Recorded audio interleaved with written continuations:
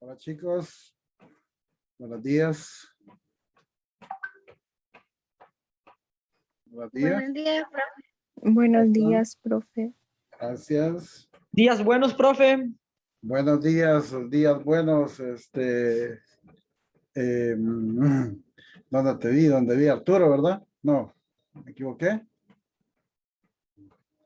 ¿O no? Oh, Sí, día- profe. Ahí está Arturo, era así. Buenos días. Buenos días, Emanuel. Buenos días todos. Que la estén pasando sumamente bien. Un día ya previo al viernes, ya casi se van de fin de semana. Muy bien, chicos, qué alegría saber que están bien, que están acá. Y pues nada, iniciamos nuestro trabajo de esta semana de cara al laboratorio del día de mañana. Chiquito, chiquito, bonito, fácil para que todo el mundo tenga un diezón bien grande. Ok, déjenme compartir el material que tengo por acá. Vamos a ver, muy bien. Acá está. Perfecto, aquí está. Bueno, esta mañana vamos a hablar sobre la década moderada. 1844-1854. 10 años de gobierno en esta década, en esta, ¿cómo se llama? Etapa de la historia de España. Y vamos a conseguir o a tratar de conseguir los siguientes indicadores de logro. Primero vamos a comprender cómo se configuró el régimen moderado, cómo se logró instaurar. Luego, cuáles son las diferentes instituciones que se formaron para consolidar esta etapa. Y pues posteriormente nos vamos con lo que son las causas y consecuencias que provocaron la crisis de esta etapa, de estos 10 años, porque es que al final pues logró o terminó en crisis y dándole paso a lo que es la siguiente etapa, que es el bienio progresista, que igual pues en la segunda hora de esta mañana lo vamos a tocar.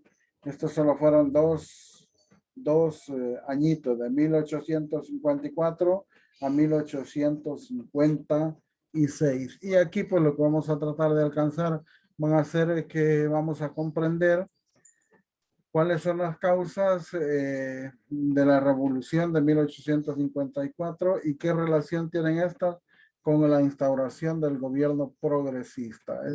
Luego, pues también vamos a identificar las características de esta legislación, qué sucede ahí, y pues al final todo eso conlleva otra crisis, que le pone también final a esta otra etapa de la historia de España.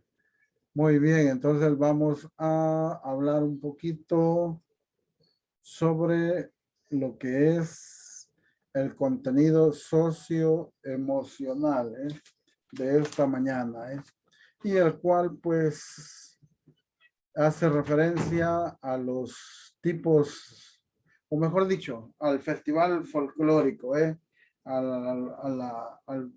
los bailes folclóricos, y que en nuestro medio pues son, pero muy típicos, muy infaltables, diría yo, en todos los actos. Si no veamos el ejemplo, inclusive en casa, en el colegio, nosotros acá pues el Día de la Cruz, ahí están los actos folclóricos. Acaba de pasar el Día de la Independencia, el acto cultural de la Independencia, y también pudimos observar pues que hubieron puntos en relación a lo que es el folclore.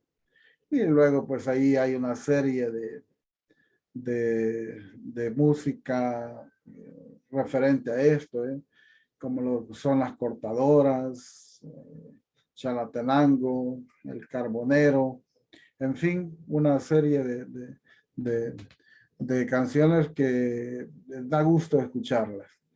Me gustaría eh, que escuchar la opinión de alguien de ustedes, referente al folclore. ¿Qué opina del folclore? De los festivales folclóricos. ¿Quién me ayuda? Está por aquí, ya sé quién me va a ayudar. Está por acá. Vamos a ver, la señorita Annelies. Buenos días, profe. Hola, buenos días, señorita Annelies. No la había visto, ¿eh? ¿Qué me puede usted comentar de este festival de folclóricos o del folclore en general, señorita Annelies?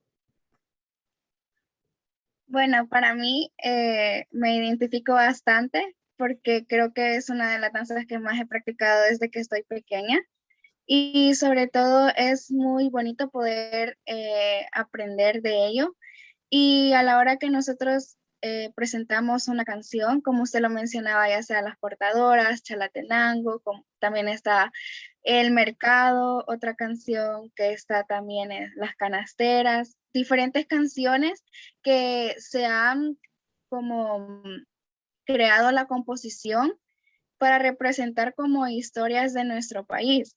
Y la verdad que la danza folclórica es una danza muy bonita y muy expresiva, en la cual uno tiene que tener como cierta voluntad y también tiene que tener expresividad, porque cuando uno practica esta danza, se trata de transmitir un sentimiento a las personas que están observando o que ven los bailes. Entonces, para mí es muy bonito y la verdad que he disfrutado cada una, pues, de las presentaciones que he logrado participar y sobre todo que viene ya de generación en generación a este tipo de danza.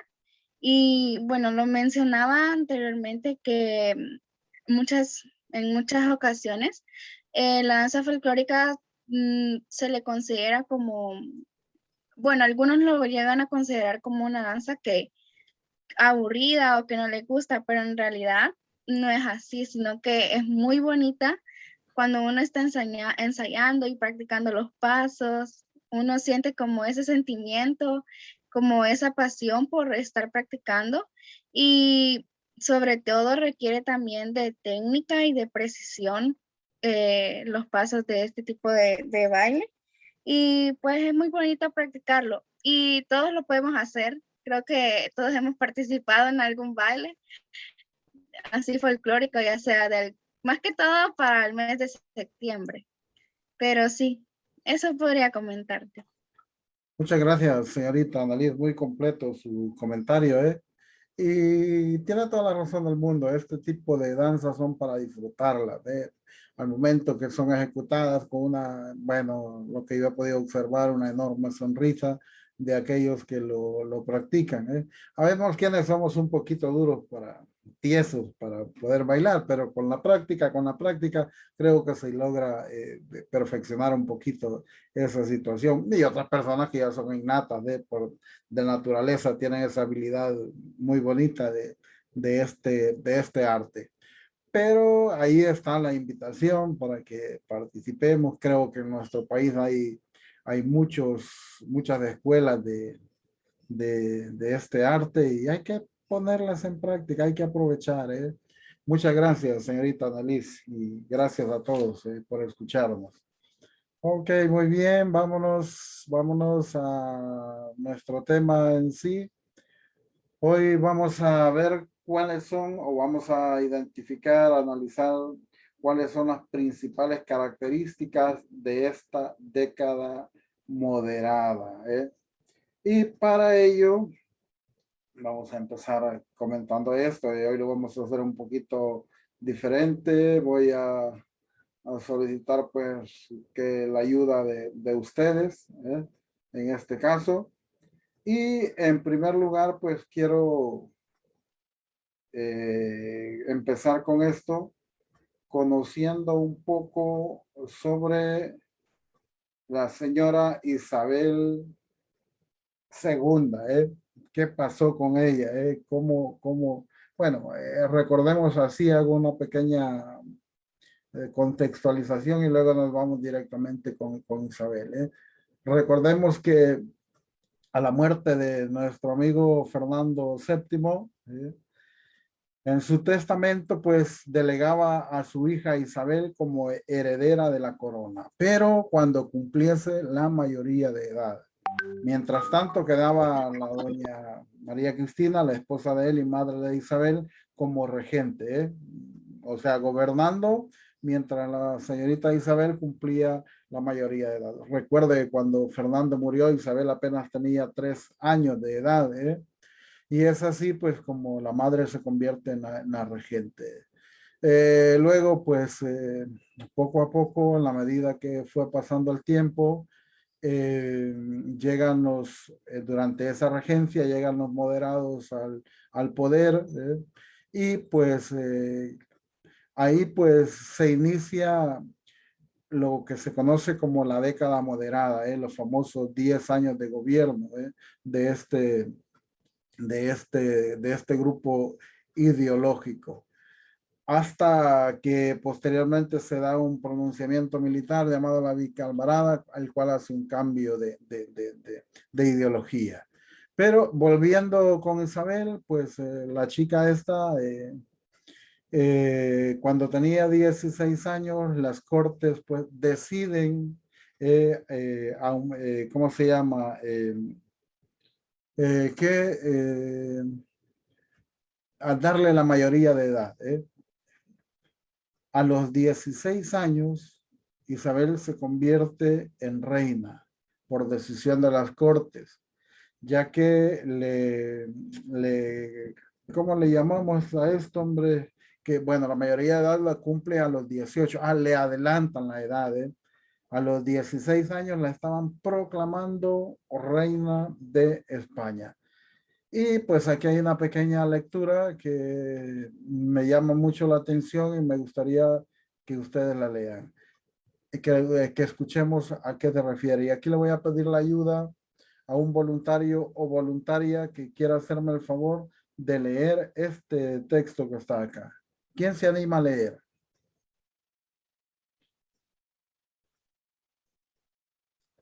Gracias, Emmanuel, por levantar las manos. Emmanuel Cortés, las dos levantó por falta de uno. Muy amable, Emmanuel. Ayúdanos con esta lectura, por favor.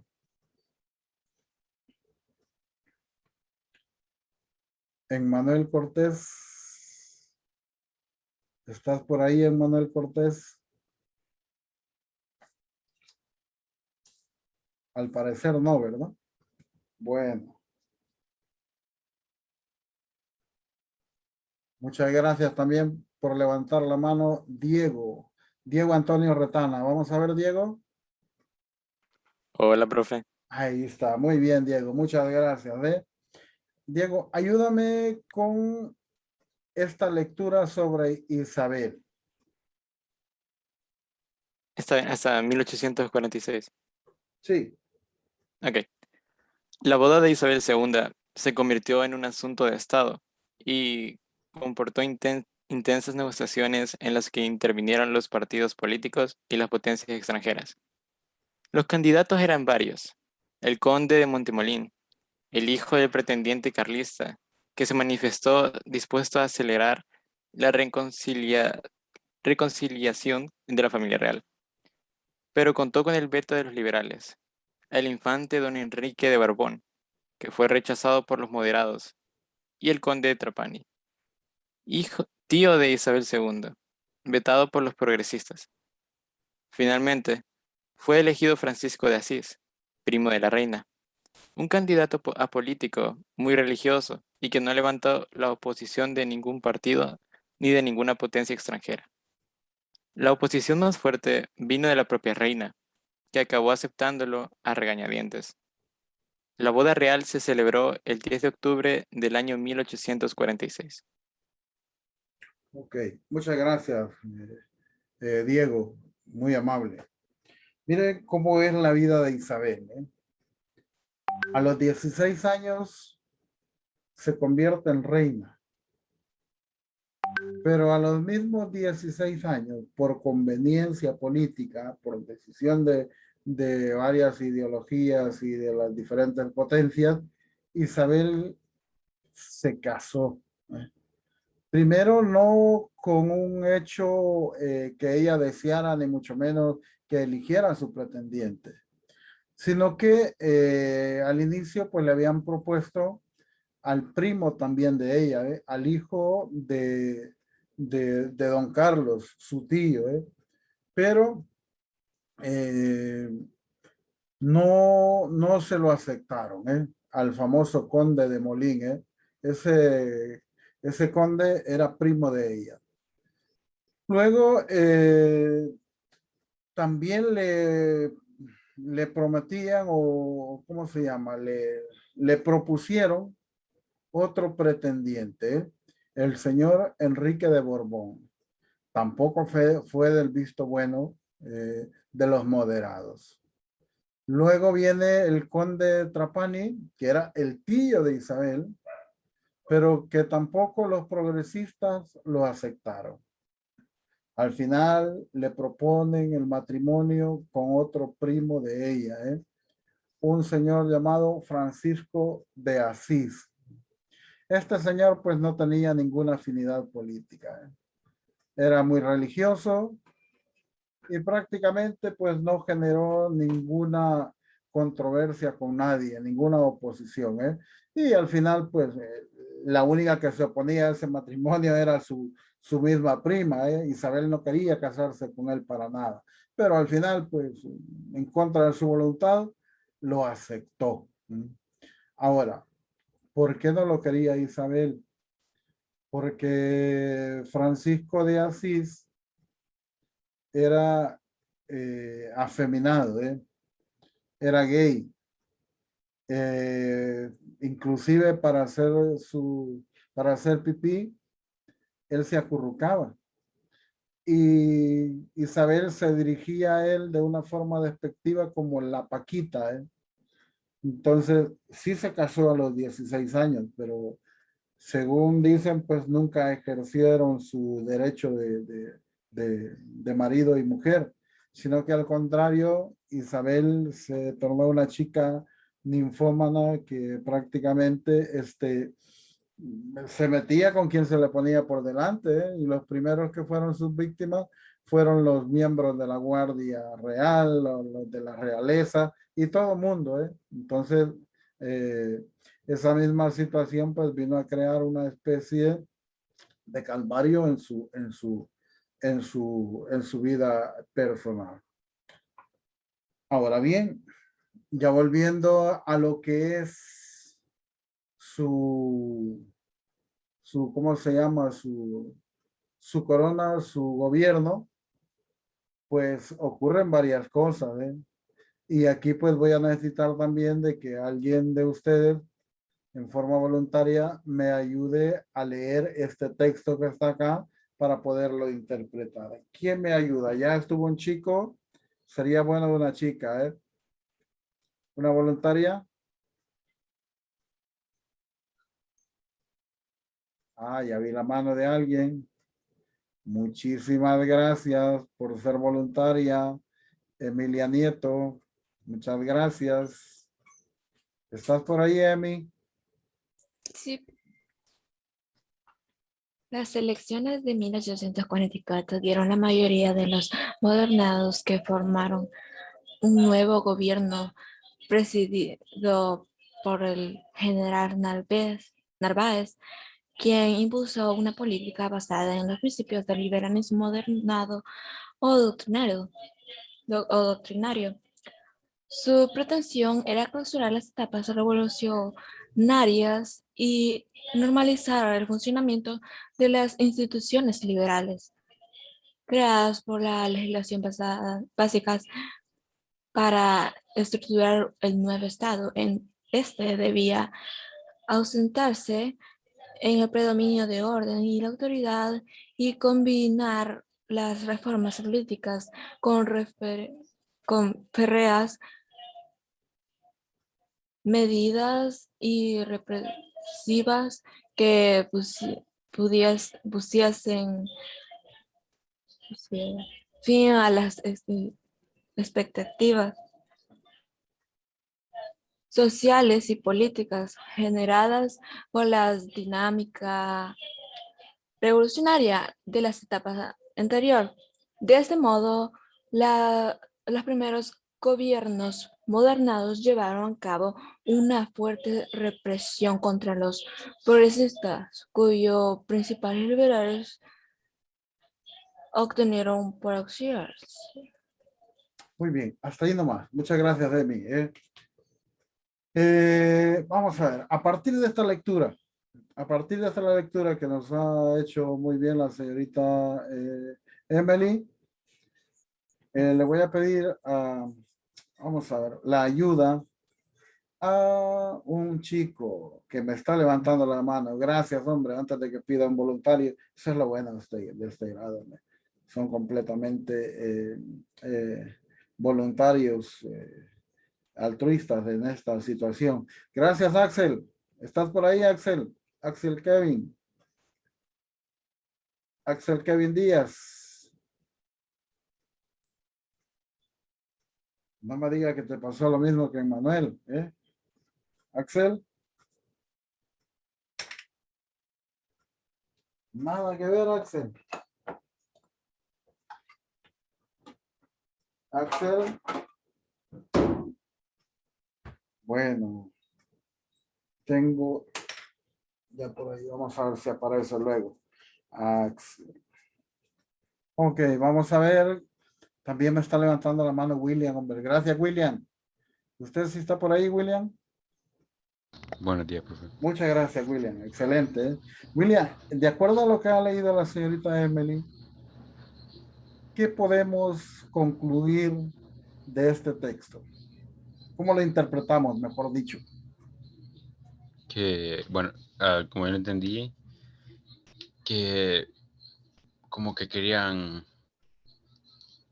digamos que cerrar la etapa del revolucionario, algo así más o menos, porque ahí pronuncia que querían clausurar la etapa revolucionaria y normalizar el funcionamiento de las instituciones liberales. Eso comprendí yo.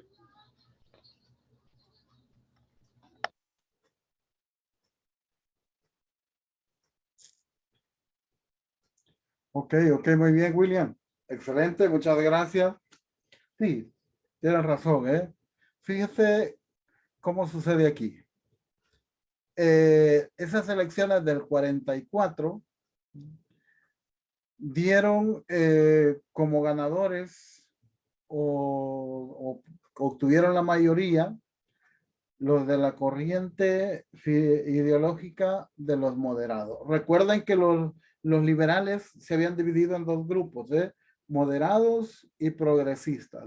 En este caso, la mayoría de votos lo obtuvieron los moderados, quienes inmediatamente pusieron en el gobierno a este señor, a un militar, al general Narváez. ¿Qué hace Narváez cuando ya está arriba en el ¿cómo se llama? En el poder, en el Estado?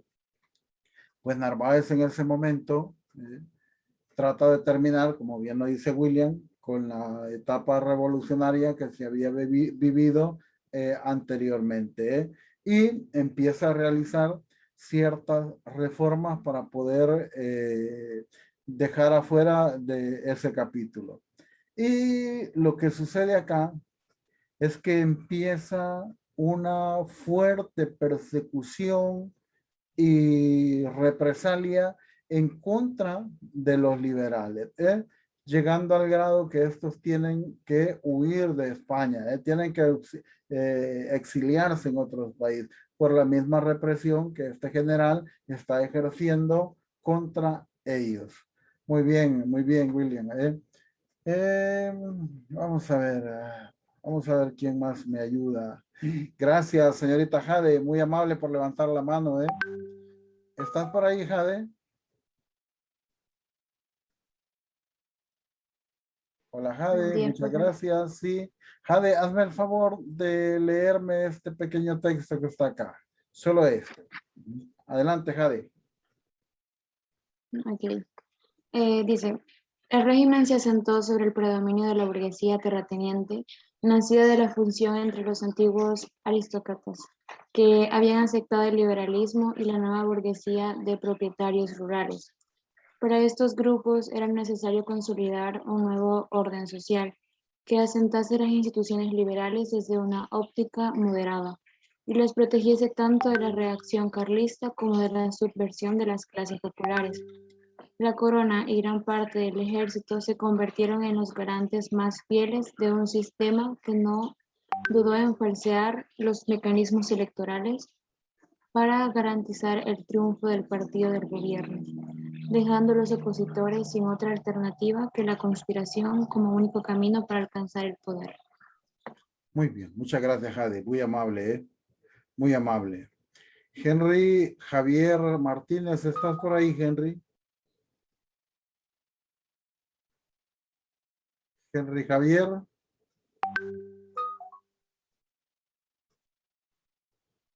Tampoco está Henry. Uy, ya llevo 3 fuera de línea. No puede ser, ¿eh? Vamos a ver, vamos a ver. Vamos a ver. Y Luis Ángel, ¿estás por ahí, Luis Ángel?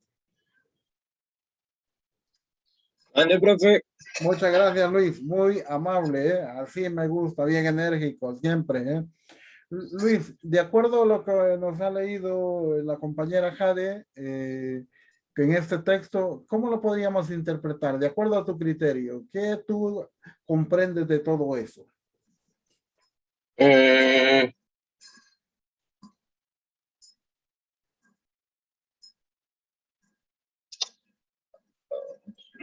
Espérame que estaba terminando de comer, pero. Ok.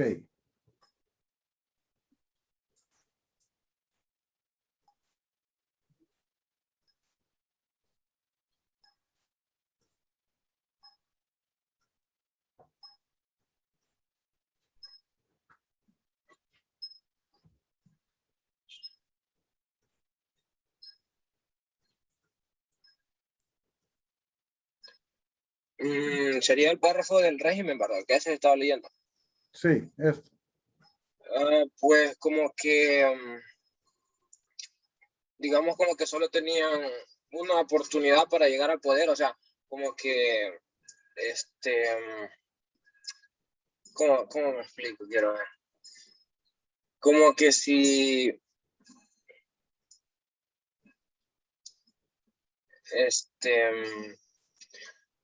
ay, no sé cómo explicarlo, tengo la idea, pero no sé cómo explicarlo. Ok, ok, con sus palabras, como usted como Sí, usted sí, pero estoy tratando de formar lo la idea. pueda comentar.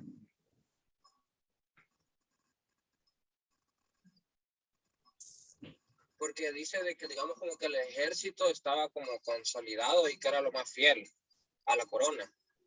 Entonces, digamos que la otra rama del poder sería la otra, como la conspiración en contra de la corona. Algo así, no sé, es que... Ok, muy bien, Luis. Muchísimas gracias por su aporte. Gracias, gracias. Muy, Bueno, muy, pero muy agradecido con usted. Sí, Luis, tiene razón, ¿eh? Fíjense lo que sucede acá. Toda la base de esta nueva configuración de este régimen moderado se encuentra acá, ¿eh? En la burguesía terrateniente, ¿eh? ¿Qué es la burguesía? Esto no es una familia élite, sino que es parte del pueblo, pero con la única diferencia que en algún momento se hicieron de dinero y hoy son de las familias ricas que tienen mucho territorio, mucho terreno, ¿eh? Entonces, a partir de ahí, la base fundamental de este régimen moderado se encuentra ahí. Ahora bien, ¿cuáles son los pilares fundamentales para mantener intacto este régimen? Pues la corona y el ejército. ¿Qué significa eso? Que a partir de este momento, estas dos instituciones son las encargadas o las garantes de mantener este sistema, y no importa a lo que tengan que recurrir para poderlo lograr. Es así como cometen una serie de alteraciones o se le llama también fraudes electorales con la finalidad de que este partido siempre se mantenga en el gobierno. Y pues a la oposición no le queda otro remedio más que buscar alternativas en la conspiración, como único camino para poder llegar al poder, ya que a través de la forma legal, a través del voto, es imposible, es imposible porque estas dos instituciones, la corona y el gobierno y el ejército, pues no se lo permiten, no se lo permiten llegar. Ok, muchísimas gracias. Vamos a ver, nos falta esta parte de acá.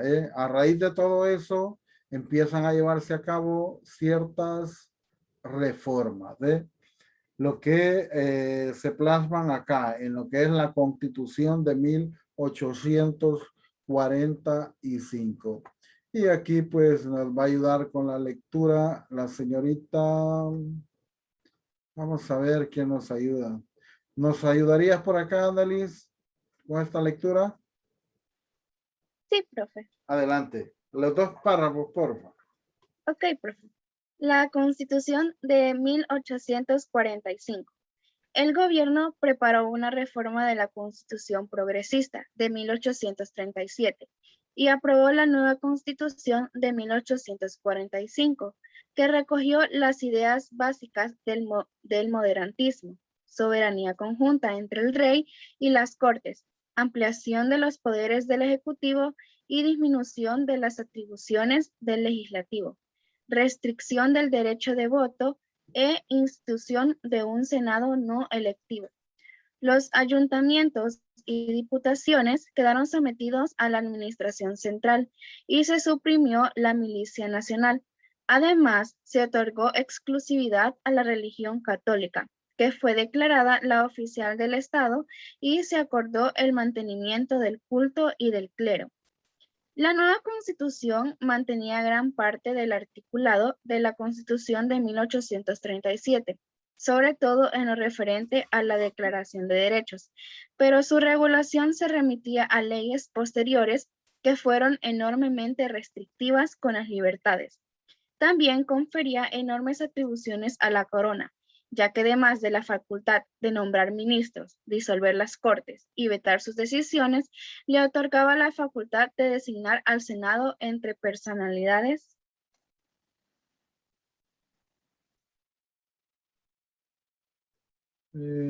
Aquí está. relevantes y de su confianza. Ok, muchas gracias, señorita Annalise. Y la señorita Roxana Daniela, ¿estás por ahí, Roxana?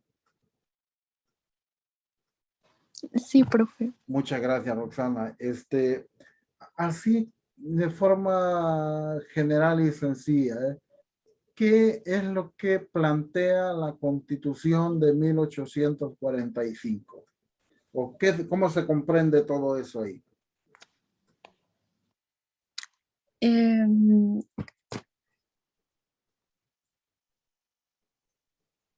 Bueno, por lo que entiendo es que, bueno, como dice ahí, que el gobierno preparó una reforma de la Constitución progresista.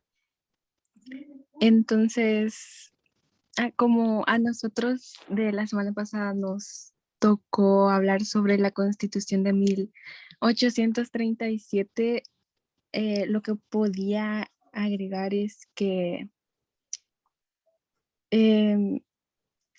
como hubo un enfrentamiento entre moderados y progresistas que impidió la aplicación de las reglas como al estatuto real, y fue lo que forzó a la a la regente María Cristina a restaurar como la Constitución de 1812.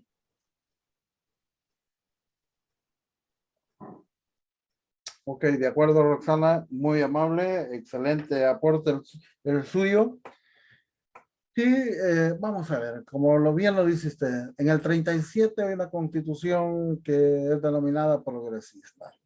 Bueno, pues en esta época se le hacen reformas y se aprueba la nueva constitución en 1845.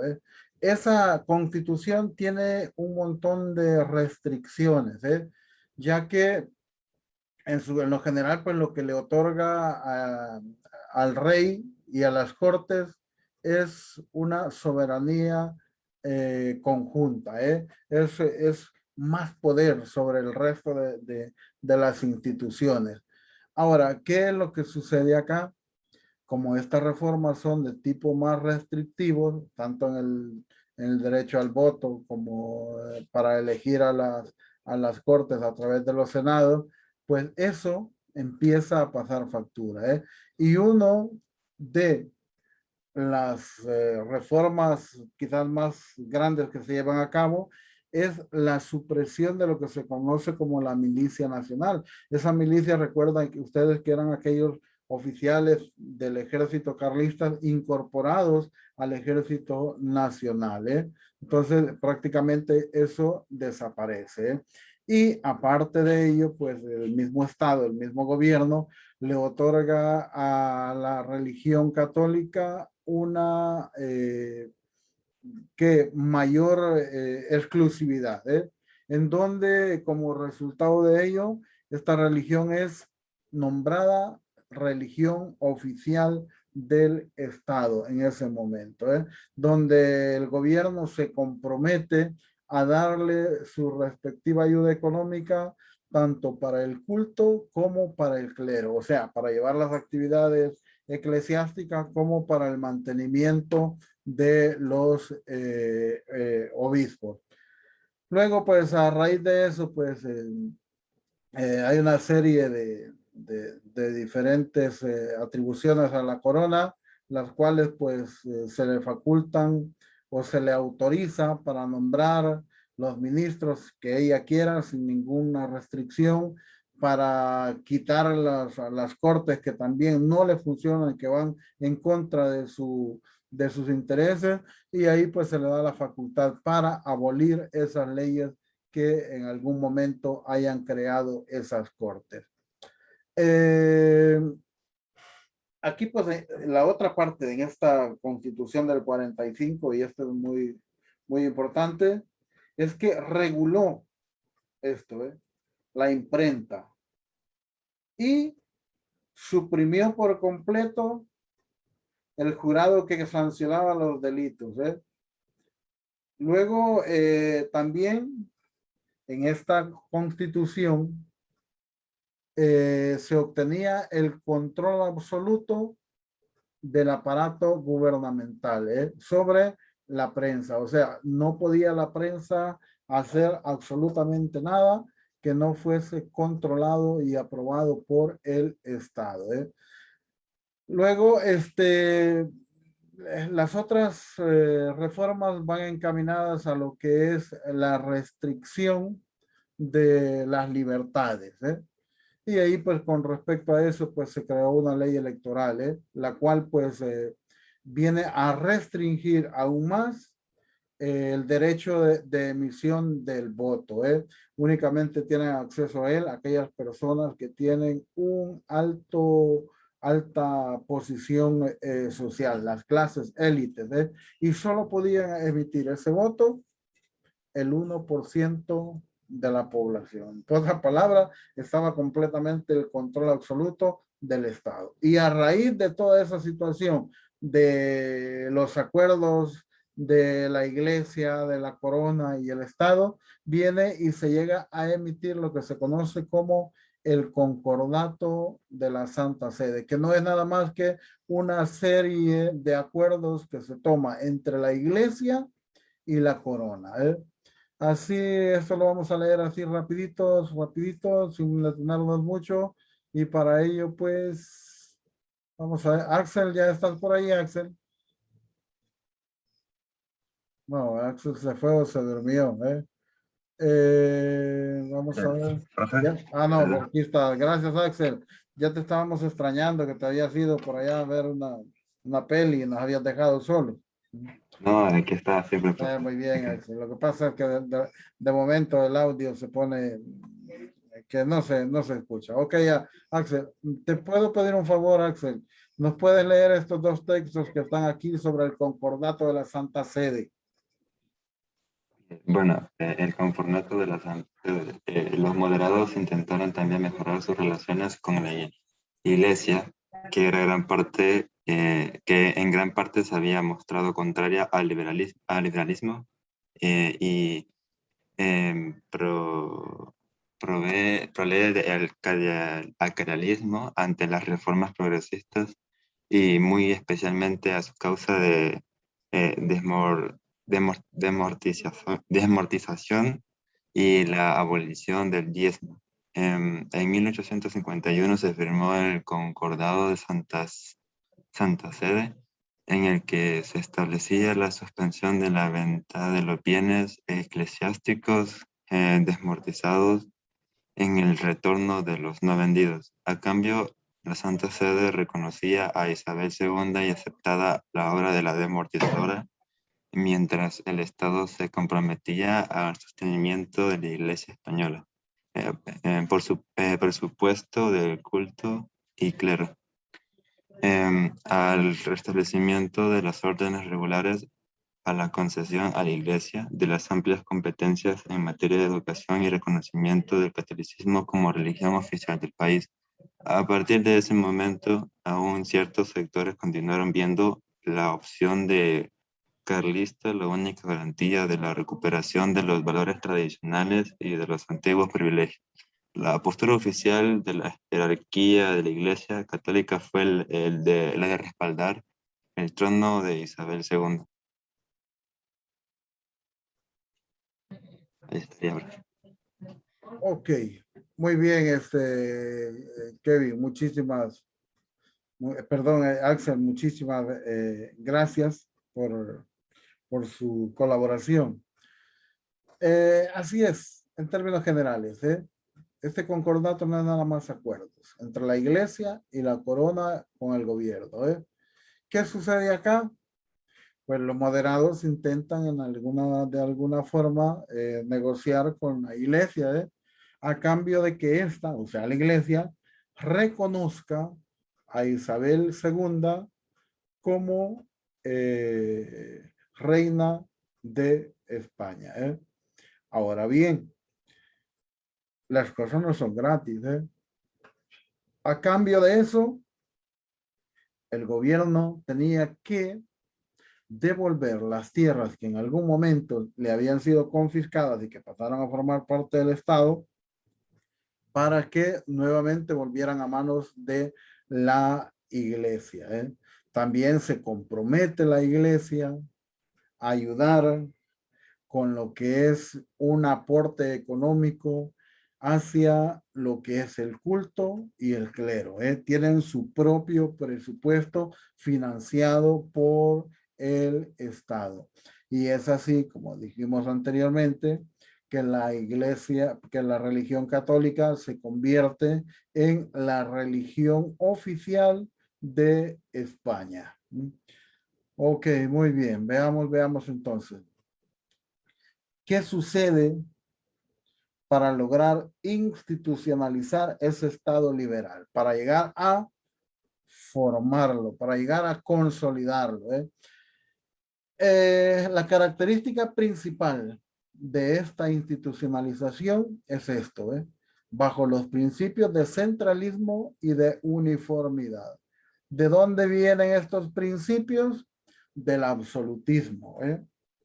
Entonces, en otras palabras, lo que se está aquí defendiendo no es nada más que las bases del antiguo régimen. Y para ello, pues se están implementando otra vez una serie de reformas administrativas las cuales empiezan a ponerse en marcha a partir de esta situación. Y pues empieza a darse lo que son la reforma fiscal, la cual tiene como único objetivo aumentar los ingresos de la hacienda pública, ¿eh? Y al pueblo, en general, al pueblo, a la clase social más baja, se le empiezan a aumentar estos impuestos, cosa que no les cae en gracia, ¿eh? Cosa que viene a generar un mayor grado de roce o de conflictividad social en ese momento. Ahora, lo que ellos tratan es de unificar todas aquellas leyes que en legislaturas anteriores han sido desmembradas y que son parte del antiguo régimen, ¿eh? Por eso es que se inicia eso abortando o poniendo fin a lo que son, ¿cómo se llama? Las unificaciones de los diferentes códigos que estaban en contra del antiguo régimen. Y se aprueban nuevas leyes, ¿eh? Es ahí como se elabora lo que se conoce como un proyecto de código civil, ¿eh? Que prácticamente lo que estaba haciendo era la recopilación y unificación de las leyes que anteriormente habían sido vetadas, ¿eh? Pero que en cierto momento no se aprobaron. Y luego pues vino lo que es esto, las reformas de la administración pública, en donde únicamente tenían acceso a los cargos públicos aquellos miembros que pertenecían a las familias de clase élite, y al igual que los militares, pero militares de alto rango. Luego se pronuncia lo que se conoce como la Ley de Administración Local en el 85, la cual pues propone que los alcaldes de los municipios, de los más de 2,000 municipios ¿cómo se llama? Con más de 2,000 habitantes, serían pues potestad única de la corona poderlos nombrar, no a través de las elecciones, sino que la corona en forma directa los estaba eligiendo. Y por último, pues aquí se estableció un sistema nacional de instrucción pública, ¿eh? Esto es el derecho a la reforma educativa, que abarca prácticamente todos los niveles, ¿eh? Desde la escuela infantil que conocemos nosotros, que es el elemental, secundaria y a nivel universitario, ¿eh? Para ello, pues se elaboraron una serie de planes de estudio que posteriormente estuvieron enmarcados con la famosa ley de educación llamada Ley del Moyano, Ley Moyano de 1857, que fue prácticamente la primera gran ley de educación a nivel de España, ¿eh? Luego, pues este sistema, perdón, este Estado español viene y empieza a adoptar un sistema de pesos y medidas, el famoso sistema decimal métrico, ¿eh? Y al finalizar, ya para ir finalizando esa reforma, viene y se implementó lo que es el principio de uniformidad, ¿eh? En base a ello, pues se disuelve lo que es la milicia nacional. Recuerden, esa milicia, lo dije al inicio, son aquellos oficiales de la época de la Primera Guerra Carlista que habían sido incorporados en el ejército regular, en el ejército de Isabel. Pues aquí viene y a partir de este momento se disuelve la milicia, ¿eh? Nada. Y en sustitución de esa milicia se crea otro cuerpo de seguridad, que es la famosa Guardia Civil, ¿eh? Esta Guardia Civil es un cuerpo armado con finalidades de protección civil, ¿eh? pero con una estructura de tipo militar. ¿Cuál es la función de esta Guardia Nacional?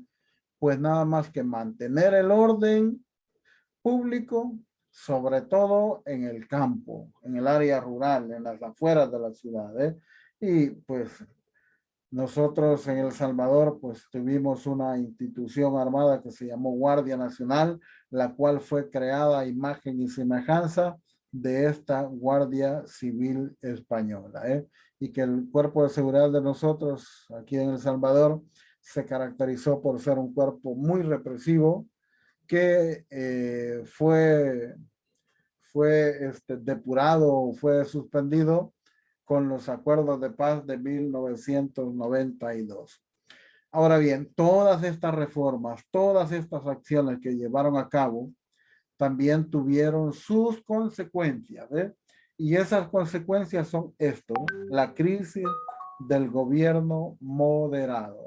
Y aquí pues le voy a pedir también la ayuda a Arturo. ¿Estás por ahí, Arturo?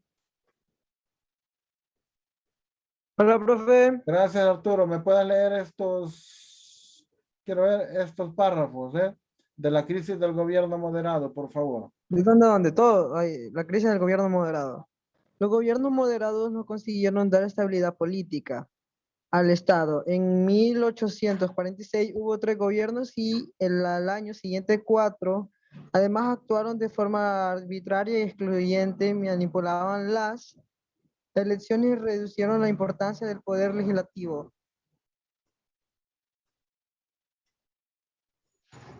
La vida política no se desarrolló en la corte, sino alrededor de la corte y a partir de la influencia de las distintas camarillas que buscaban el favor real o gubernamental al margen de la vida parlamentaria. Ok, solo un ratito, Arturo, solo permítame.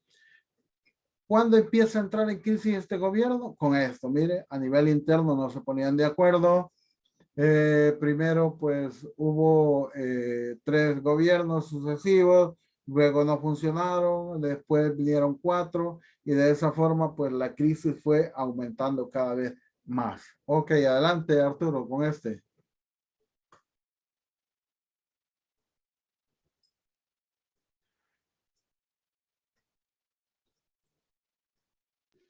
La propuesta fracasó por... Arriba, Arturo, por favor. Perdón.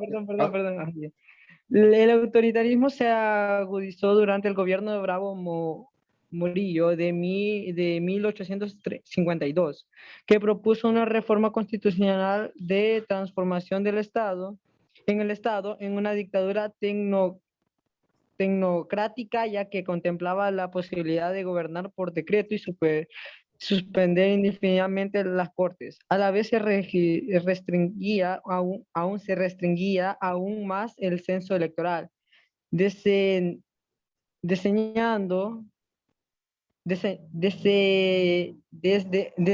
perdón, profe, me confundí.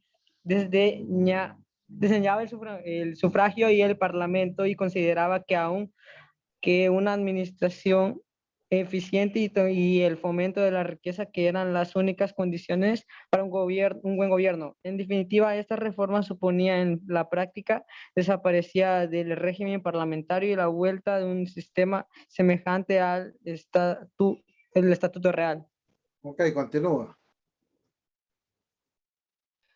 La propuesta fracasó por la oposición de un sector del propio moderantismo que consiguió desplazar a Bravo Murillo del poder, pero agudizó la descomposición interna del partido y aumentó el descontento de amplias capas sociales, cada vez más marginadas de la participación política.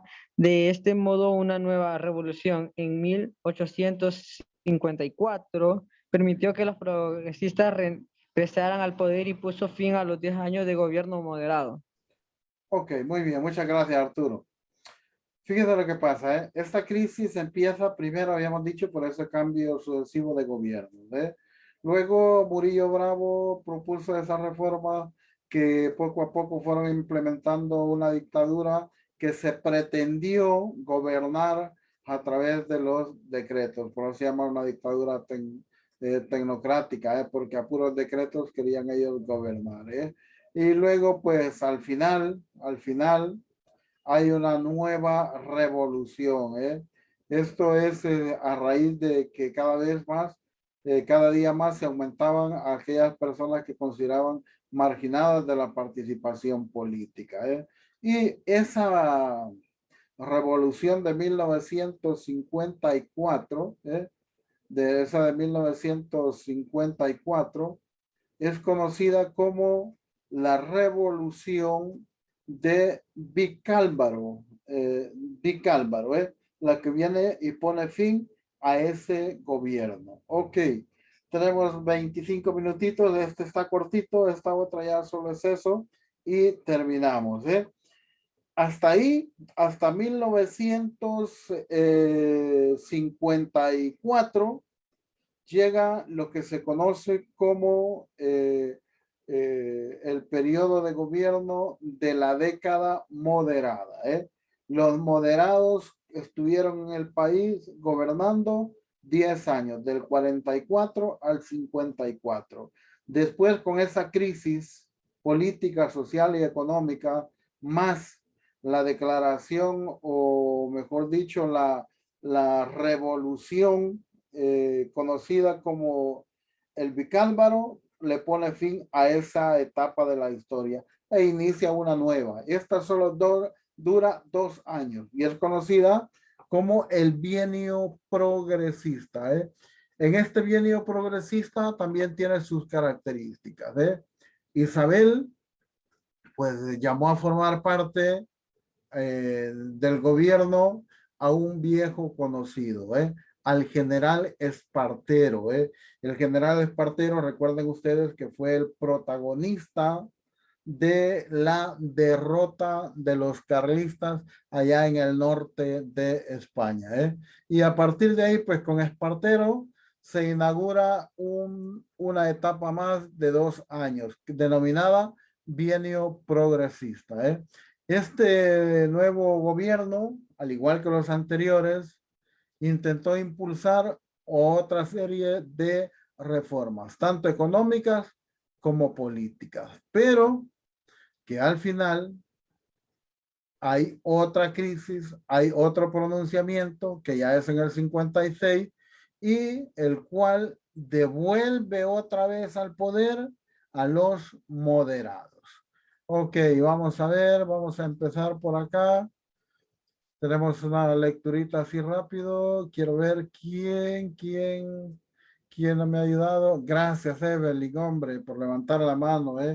Yo iba a mencionarte, pero ya veo que tú has levantado la mano antes del tiempo y te has ofrecido a leer.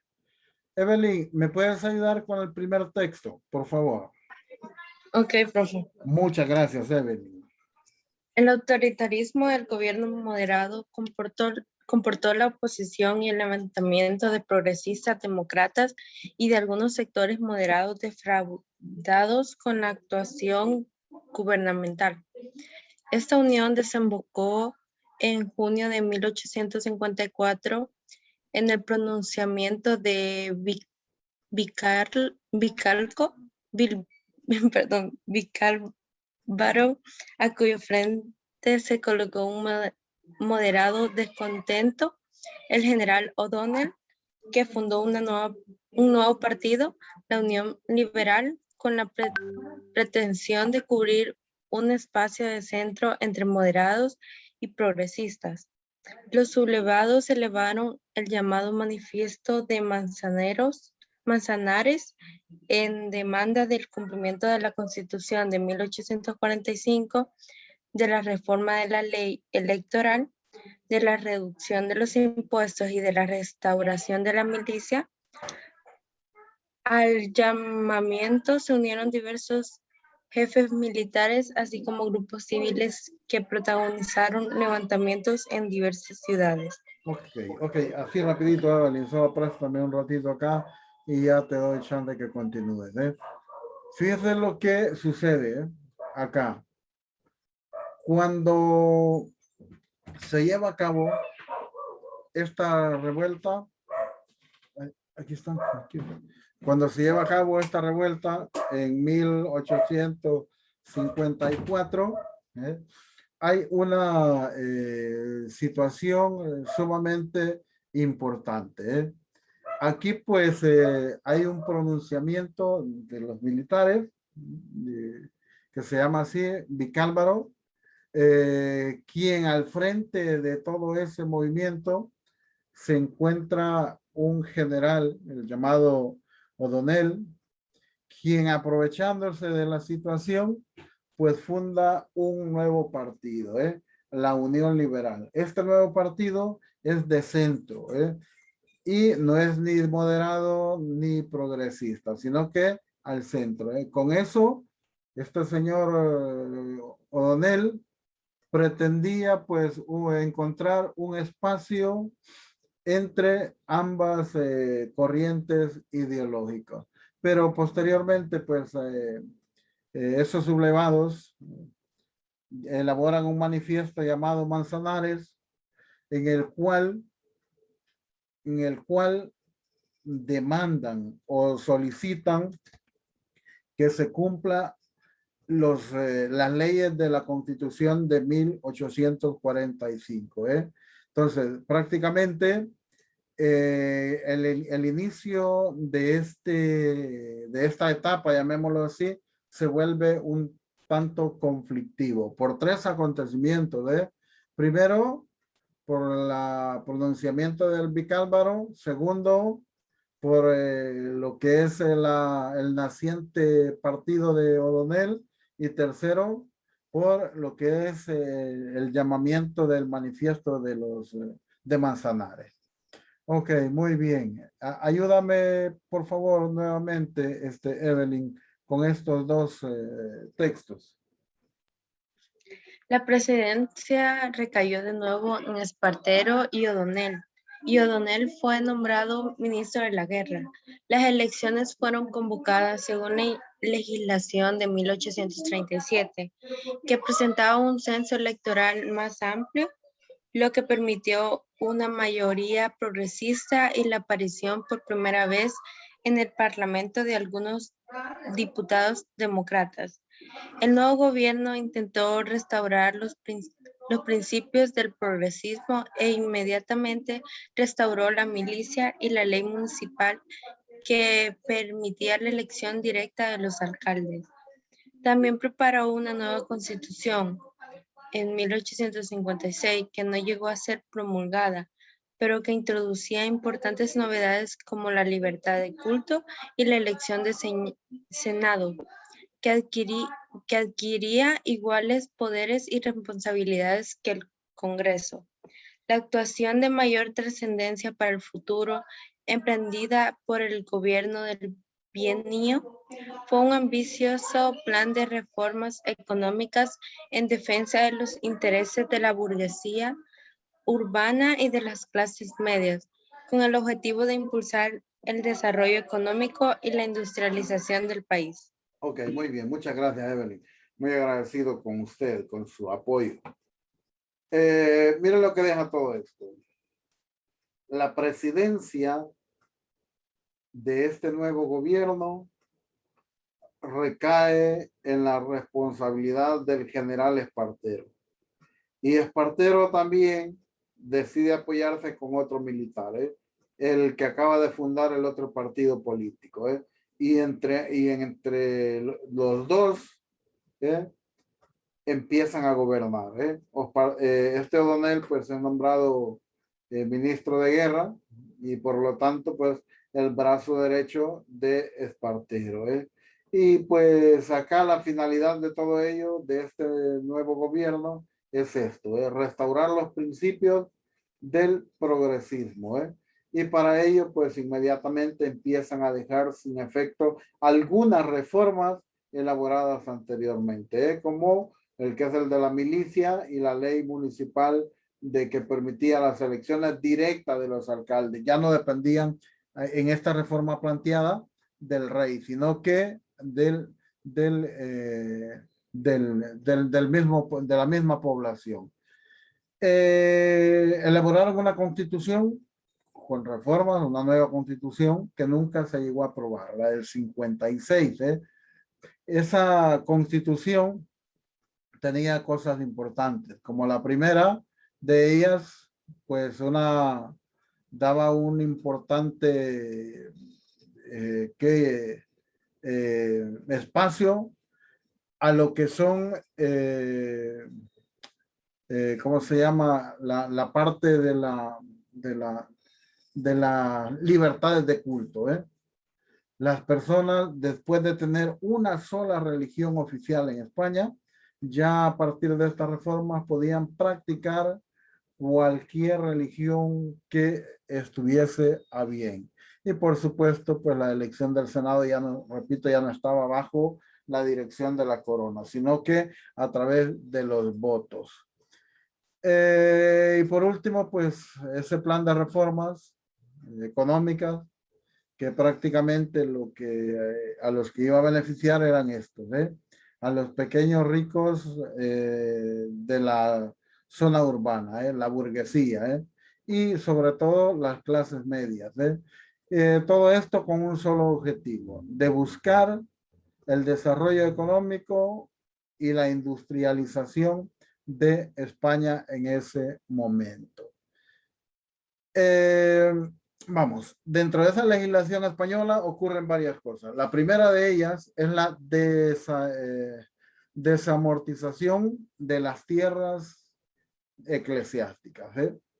Luego este señor Mordaz, que está al frente de esa reforma, viene y otra vez propone expropiar a la iglesia de esas propiedades y que pasen nuevamente a formar parte del Estado, los cuales pues posteriormente vienen a convertirse en esto, bienes propios y de comunales, de acceso público.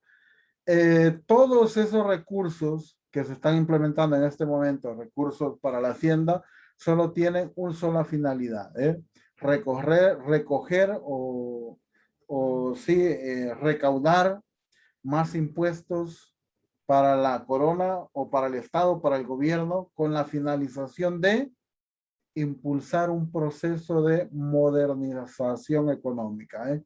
En ese momento en España hay un proyecto muy importante, el cual tiene puestos los ojos no solo de los inversionistas españoles, sino que de los inversionistas extranjeros, y es la red de ferrocarriles. Ahí se ve la posibilidad de invertir, la posibilidad de desarrollo, la posibilidad de crecimiento económico e industrial en España. Y es así como, de acuerdo a esta panorámica que se plantea, se decide en el 55 crear lo que se conoce como la Ley General de Ferrocarriles, la cual viene a regular la forma de inversión en este rubro, llamémoslo así, propiciando pues el crecimiento o el despegue del crecimiento económico de España. Pero estas reformas implementadas en todo eso no fueron lo suficientemente generadoras para consolidar ese crecimiento económico que se esperaba, sino que al contrario, vinieron a asumir a España y a este gobierno y a este sistema de gobierno, llamémoslo así, en una nueva crisis, la que se conoce como la crisis del bienio progresista. ¿Por qué? Porque a raíz de ello, en las ciudades principales como en Cataluña, Valencia y el mismo Madrid, empezaron a verse situaciones muy delicadas con relación a lo económico. Y ahí pues empezó el alza de los precios, de las cosechas, de todos los productos, los malos tiempos que evitaron que las cosechas se dieran, y por lo tanto todas estas situaciones aunadas a la crisis que ya existía, empiezan a darse las famosas huelgas de obreros en el 55. Aquí pues los trabajadores pedían la reducción de los impuestos de consumo, pedían también la abolición de las grandes cantidades de tierra, conocidas como las quintas. También pedían que cesase el reclutamiento forzoso al ejército. Pedían también la mejora de los salarios, la reducción de las jornadas laborales. Todo ese malestar que el pueblo tenía se vino a traducir en esto, en el levantamiento campesino. ¿A dónde? En las Castillas. Y posteriormente se fue extendiendo a muchas de las principales ciudades del país. Al gobierno no le tocó otra cosa que presentar una ley de trabajo, la cual pues en muchos de los casos terminó de agravar la situación de crisis, y aumentó la conflictividad social de ese momento. Ocasionó tremenda discrepancia o diferencia entre la coalición de gobierno de los progresistas y del partido de O'Donnell, situación que hizo que el general Espartero terminase, ¿cómo se llama?, renunciando al gobierno, y quedara en su lugar O'Donnell. Pero a la larga, pues también O'Donnell termina renunciando a la corona, perdón, al gobierno, y posteriormente termina luchando en contra del gobierno que él ayudó a formar. Y es así como llega a su fin lo que se conoce como los 2 años de gobierno de los progresistas. No sé si hay alguna duda, alguna pregunta hasta acá o algún comentario o algo que ustedes quieran agregar al respecto. Preguntas.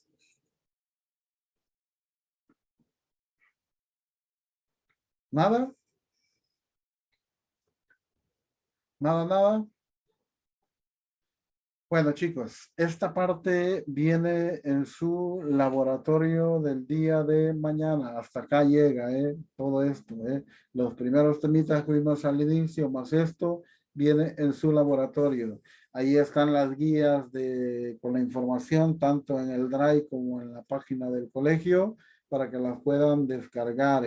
Si hay alguien que tiene dudas, pues me mande un mensajito y yo con gusto le ayudo. ¿De acuerdo, chicos? Sí, profe. Muchas gracias, Annalise. Feliz tarde entonces y vámonos a la siguiente clase. Bye, bye, un gusto, feliz fin de semana también. Gracias, profe. Adiós, profe. Gracias, profe.